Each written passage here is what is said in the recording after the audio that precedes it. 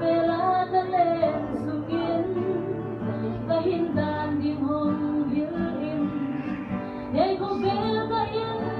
ahin lauda kamunding magyang hiso kamunding magyang hiso ipagan ang dun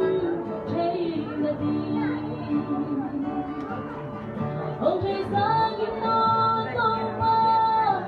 cô về ta lên xuống yên đã thấy hết đã lúc ghé nào đi xem in cái hông hiền liền ta hiền là để cần xuống tên đâu pa ô cái hông vì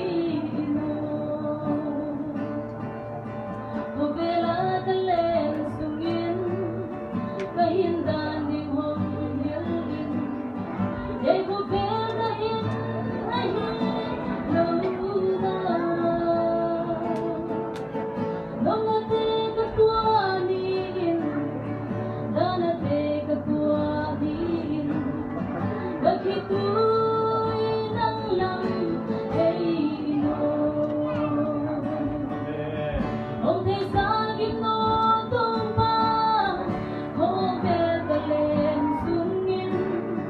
đã đi lên đã lúc ghé ta đi xem in cái hông hiền liền ta hiền na lại cao xuống tên đâu pa ô cái hông vì nô cô bela ta lên sungin kahindan din hong hilin at ibela na day hirin napay na kapay hiya napo na ako hayin